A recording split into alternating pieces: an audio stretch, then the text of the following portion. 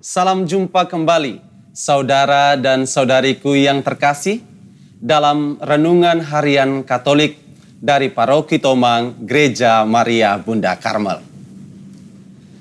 Seminggu sesudah Pentakosta, kita diajak oleh Bunda Gereja untuk memperingati Hari Raya Tritunggal Maha Kudus. Ajaran iman tentang Tritunggal Maha Kudus ini tentu tidak asing lagi bagi kita.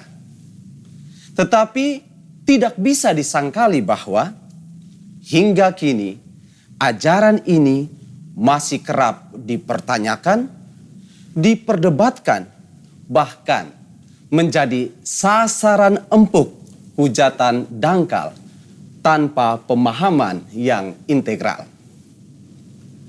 Keberadaan Tritunggal Maha Kudus memang tidak dapat hanya dipahami dengan akal saja, tetapi mesti didukung juga dengan iman yang mendalam. Betapapun demikian, bukan berarti bahwa ajaran ini tidak masuk akal. Santo Agustinus berkata, "Kalau engkau bisa memahaminya hingga tuntas, maka ia bukan Allah." Allah telah mewahyukan dirinya bagi kita sehingga ia dapat dikenali.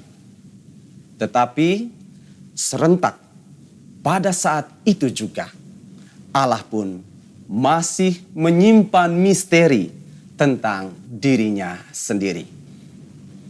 Maka prinsip bahwa Allah itu imanen sekaligus transenden mesti sungguh kita yakini bila bicara tentang Tritunggal Maha Kudus.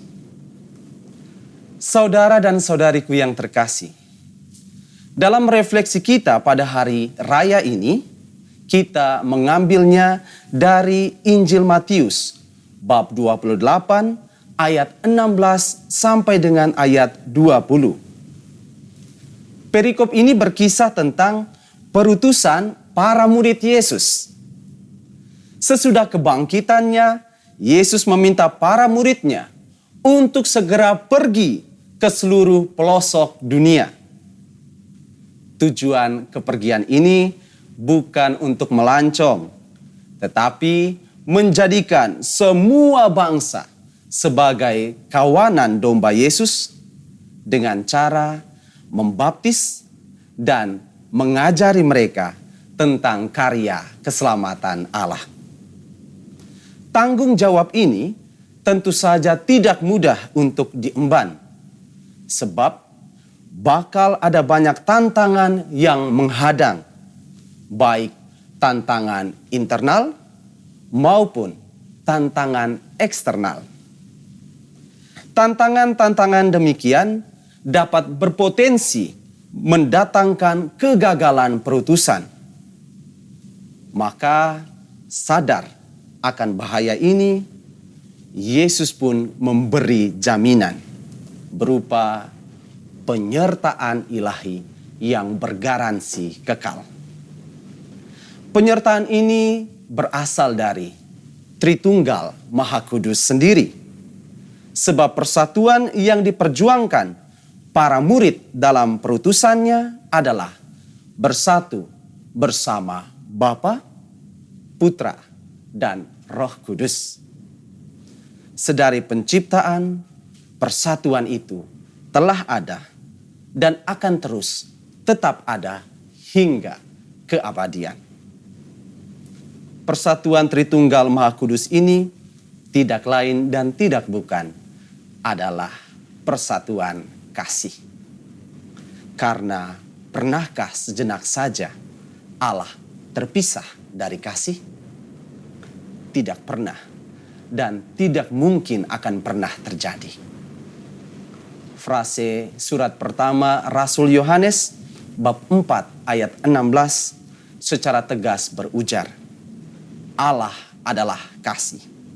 Dan bersumber dari wahyu ini, Santo Agustinus menulis dalam bukunya De Trinite, ketika orang melihat kasih, ia melihat Allah Tritunggal. Maka dari itu, saudara dan saudariku yang terkasih, hidup dalam persatuan kasih adalah kekasan hidup kita, orang Katolik yang dibaptis dalam nama Bapa, Putra, dan Roh Kudus. Bersatu dalam kasih bukanlah sebuah opsi yang dapat ditawar-tawar, tetapi merupakan sebuah panggilan mendasar yang mesti selalu dijawabi dalam hidup konkret harian.